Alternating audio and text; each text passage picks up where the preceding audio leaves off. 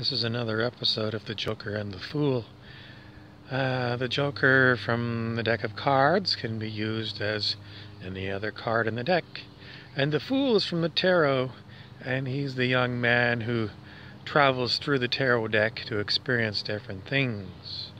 And I've done quite a few of these Joker and the Fool talks over the years. Today's Joker and the Fool talk is, I don't even know what it's about.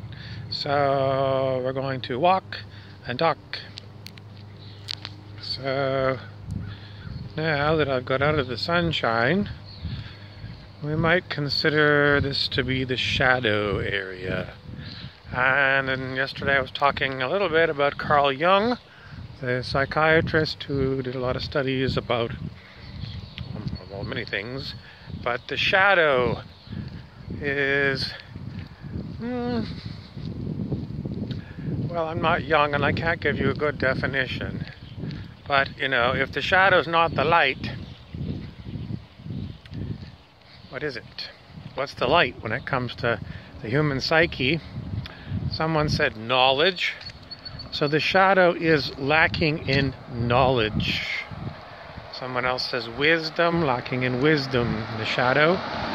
Can you have light without shadow? Well, it's a good thing. I can't answer the question because we just thought if you were in the middle of the sun, would you have any shadow? Totally immersed in light. Someone says it might be too hot for you. Well,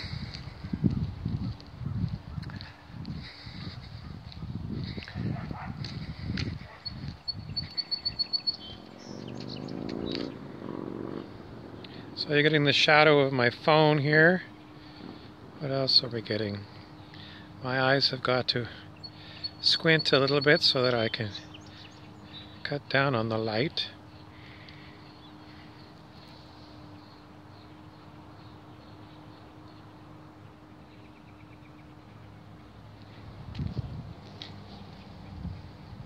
How do you deal with your shadow? Well, I'm walking and there's my shadow. Do I really need to deal with it at all?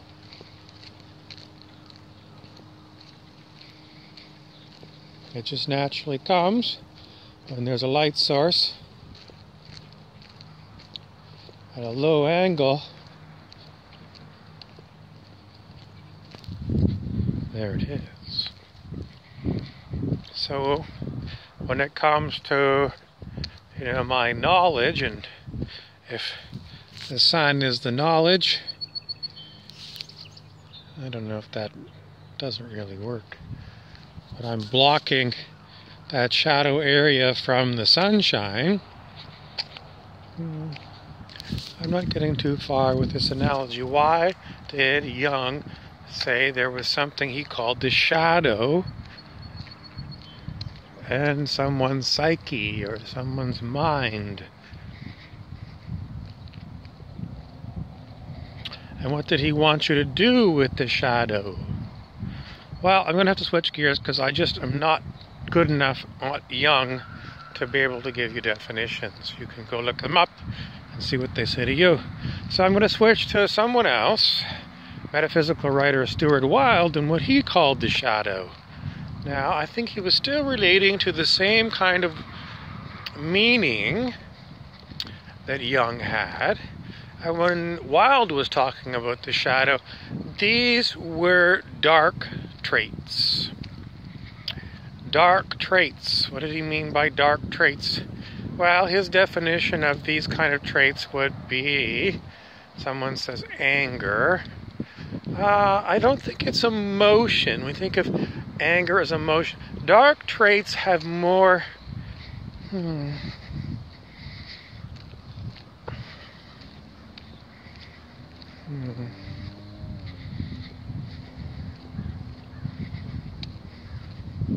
They seem to be behavior related. Behavior related. Appearances. One of the examples that Mr. Wilde talked about was known as the white shadow. what did he mean by white shadow? White shadow is someone making themselves out to be perfect. In other words, I don't have any negativities in my personality. So maybe they are someone who sets themselves up to be a model citizen, someone who sets them up to be someone who's what are they really putting out there versus what they are. In this light, when I look at my face, I see a lot of yellow, like jaundice, coloring in my face. I don't know if you can see it, but I notice it. So what does it mean? I've got bad camera reception and it's bringing in a lot of yellow tones to my skin.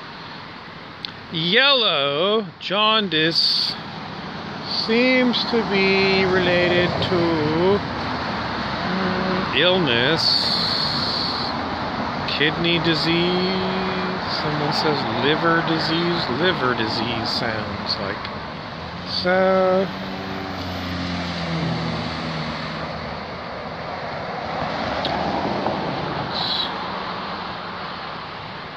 what emotions go with those organs? I mean, there are people. If you look up the internet, you can find out what emotions go with which organs. Okay, so I'm not going to do your homework. I don't even have data on my phone out here, so I can't look it up. You're going to have to do it yourself. Okay, now we're back at light.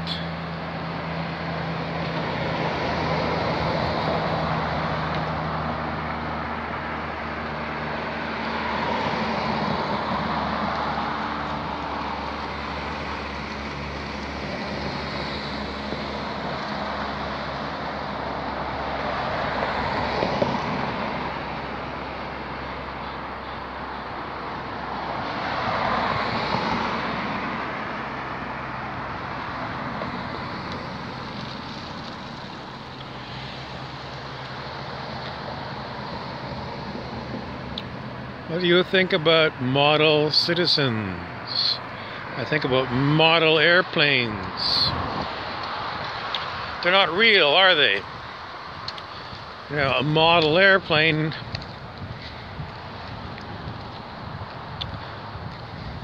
it's designed for you to study how to build a real airplane.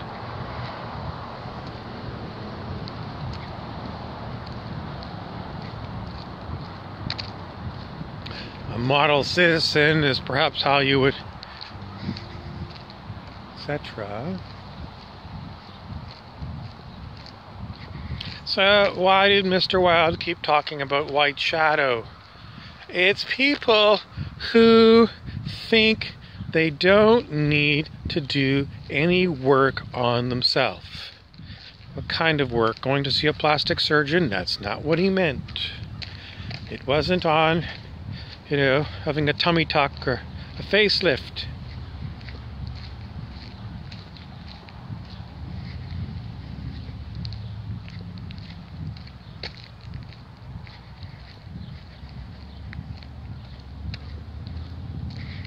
It's most likely going to be someone who maybe doesn't even think that they can improve themselves. Maybe they just assume, maybe that's where it comes from. They never really examine their behaviors, their personality traits, how other people see them. Maybe they think their ideas about how a society should be run are the right ones. The current example today, I was told, is President Trump. Apparently there's an area in Seattle, Washington, where people have said we don't want the police. And then we have the president saying to the city of Seattle, you better go in there with your police because I don't want anywhere in my America where there's no police force. Very law and order. Politicians are known. That was quite a booming area. Strange echo right here. Right here I'm getting a weird echo. What does it mean? Echo. Echo. Echo. Echo. Booming echo. Perhaps we'll come back to that one. So, Donald Trump has got white shadow. And right now, I look at me and I seem... What have I got here? Sun's getting low. But in this light, I still see yellow jaundice in my face. Liver problems. Liver.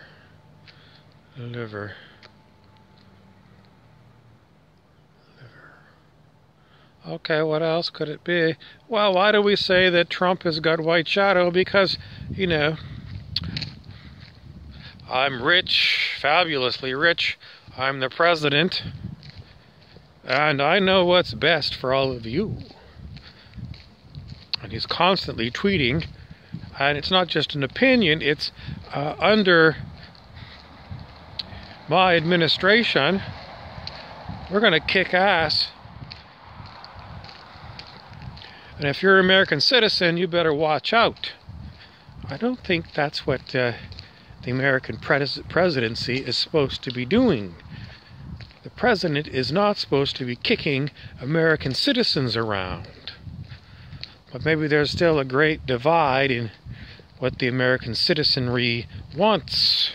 Some of them are very law and order. They want to tighten down on the restrictions. And other ones are, you know, I was a free man in Paris, but not so much in Seattle. And don't forget that for a long time, we're told that there are protesters in Paris who wear yellow rubber jackets. It's kind of their, like construction jackets with yellow. It's sort of their identifying marks.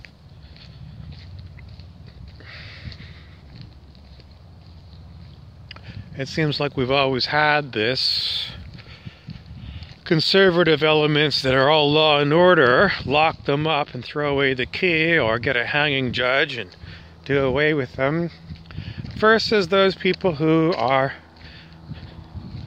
I want to be free. I don't want you telling me what I should think and what I should do. So what does it mean in America? In America, the freedom comes from the Aboriginal peoples,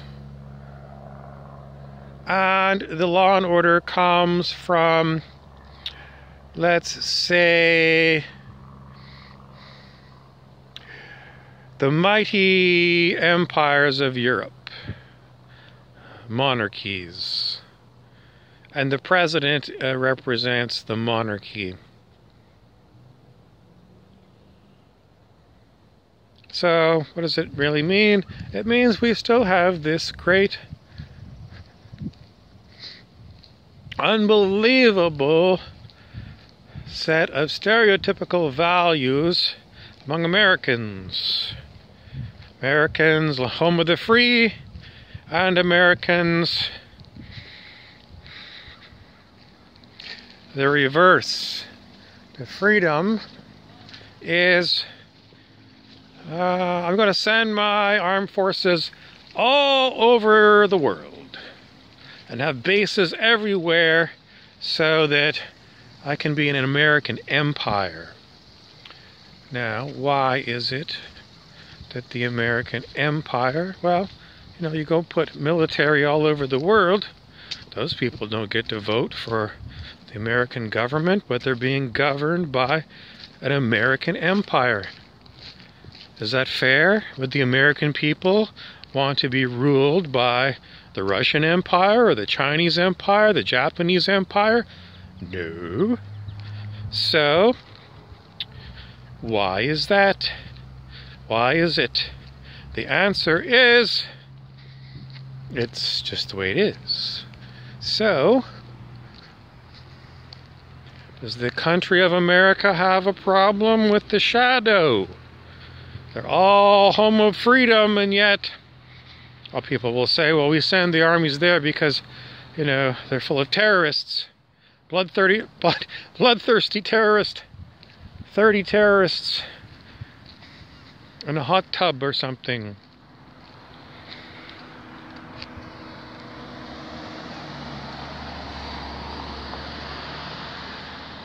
I still see very fearful people out on my walk.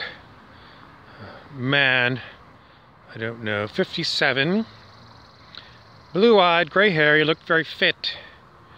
And I was standing on the bridge talking to your phone, and he was getting kind of like tapping his toes. In other words, get off the bridge, I want to cross and I want to have my social distance.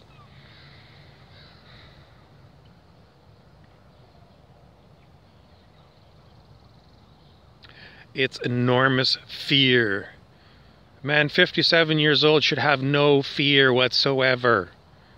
What's wrong with his personality?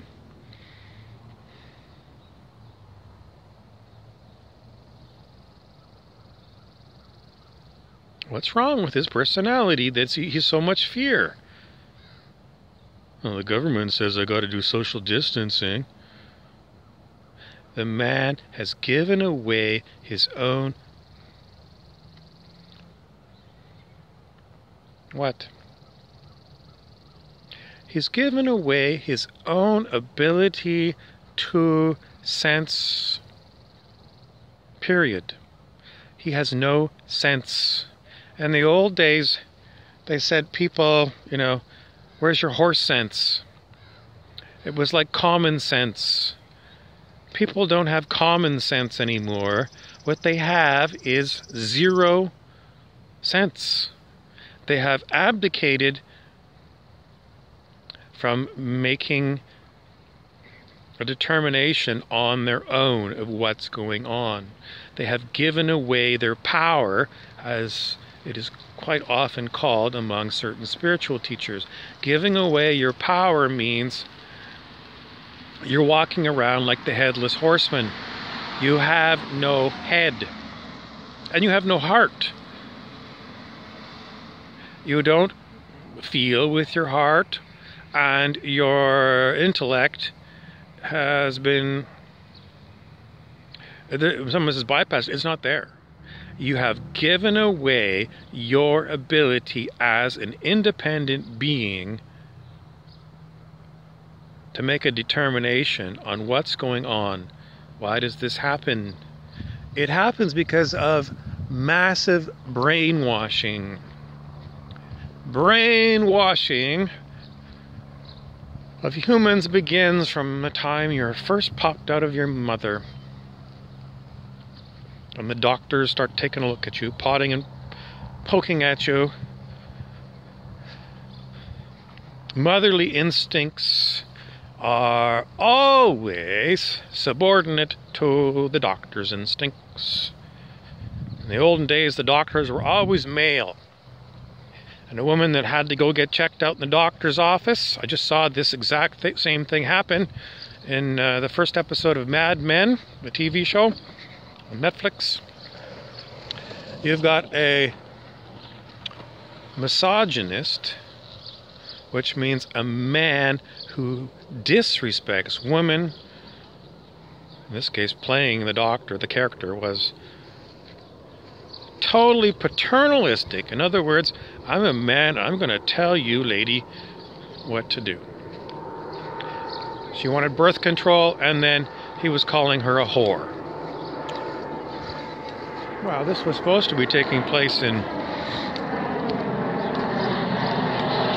When was Mad Men supposed to be taking place.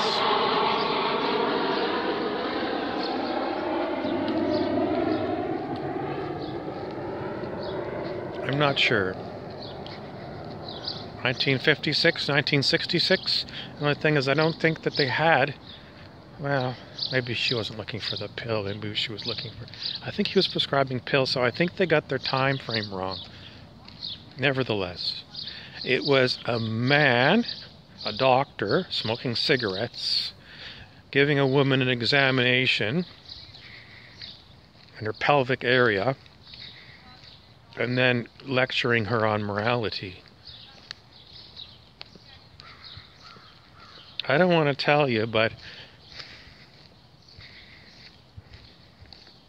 that man that was on the bridge waiting for me to cross because he was afraid of social distancing is like the woman in the stirrups getting examined by the male doctor. Completely, oh, I gotta go see the doctor all the time. Where is your horse sense? Somebody might say, well, maybe they felt bad or they wanted to check. This is the same issue, is that you don't know anything about yourself other than what you've been told. And that's the whole thing. It's what you've been told by external elements. You don't know yourself because you never had a chance to learn anything about yourself. This whole world is about teaching and training you. And no one wants to tell you that if you get busy isolating yourself from others for a long period of time, you come to become self-reliant, which was the frontier mentality of America when it was first being settled by the mountain men. What happened? Well, someone is going to say it's left-wing socialism. In other words, a nanny state. Nanny is someone hired by your parents to look after you when you're very young, because your parents don't want to do the job. And the nanny state is you have no freedom. Everything is regulated. You got to get mandatory vaccinations. You got to go to public schools. You got to use our currency. Everything is regulated. In my province, which is like a state in Canada, you cannot be a hair cutter, a barber, without the government checking you out. It's heavily regulated. Cutting hair. You have to go through a zillion hours of approved education in order to cut hair. It's very expensive. It's about $10,000 to take a course in how to become a hairstylist. $10,000. And you have to go, oh, it's unbelievable. Got to pass exams, government exams. It's insane. It's insane. It's insane. To give you an example of what a free country is, strangely, one of the barbers that cut my hair recently was from Vietnam. And he said in Vietnam, if you want to get a haircut, you go to the park and somebody will be there with scissors and a chair, or maybe you just sit down and they'll cut your hair in the park for 50 cents. I pay minimum $25 for a basic haircut in my town. Minimum wage where I live in is $14 an hour. So, someone making minimum wage, serving coffee and donuts, has to work not 2 hours because they get taxed, payroll deductions. So let's say 2.5 hours in order to get a haircut. That takes maybe 15 minutes. I simply am pointing out that this is stupid, over-regulated, and it's a sign that we have got way too much government regulation. In Canada, no one is going to complain about that. Funny thing was, my first boss was an American from Minnesota, and he used to come up here to Canada, and he always felt that Canada was a socialist kind of place, and he felt that Minnesota was a free land. My boss had blinders on. Minnesota is not a free place, and he knew that Wisconsin wasn't free because it was very heavily regulating his company environmentally. But, you know, there was something about regulations in Minnesota about milk. I don't know if it's still true or if it wasn't true that day, but something I remember at the time was Minnesota had some kind of regulations on milk. It wasn't a free market, and God knows it's not a free market in Canada. It is a place where we have milk marketing boards which sets the price of milk. There's no free market. Should there be a free market?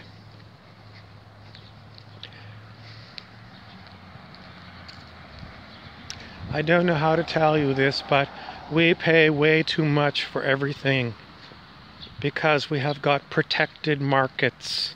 And these things were set up in order to protect the family farm, so the farmers didn't go broke. But what's the truth of the matter? The truth of the matter is, how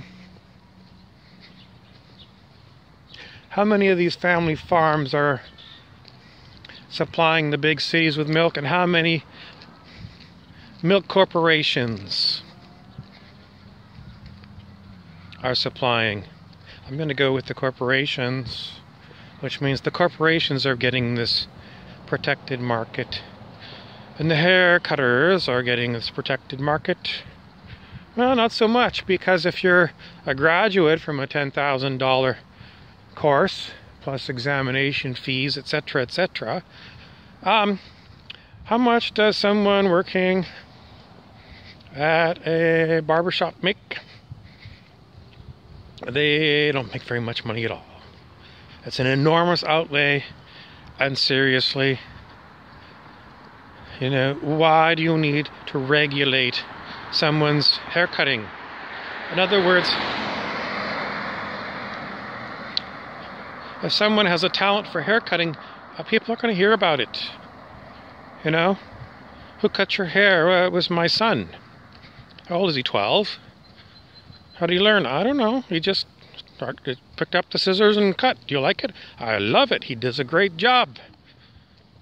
In the olden days, before we had big government, if that guy wanted to be a barber, people would know word of mouth. He does a good job just by seeing people's haircuts that he did. If someone did shitty haircuts, he would go out of business pretty quick. This is the point. There is no need for all of this regulation, and that's just one industry and one example. Canada is a disgusting nanny state. What about healthcare in Canada? It's broken. It's been broken for a very long time.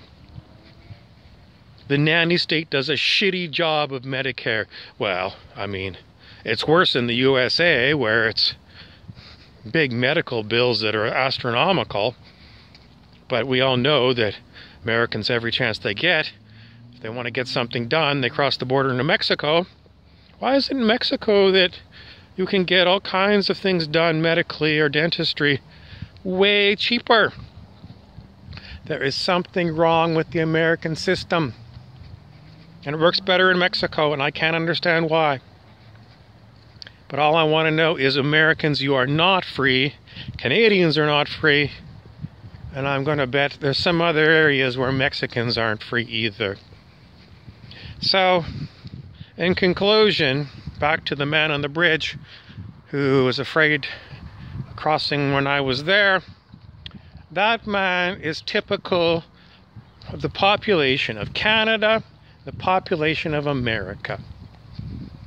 People who have abdicated self-reliance. Maybe they never had it. I'm going to go with they never had a chance. Never had a chance, never had a chance, because of the institutions that are set up that are totally designed to take away any chance you have of self-reliance. And therefore, you are a sheeple person.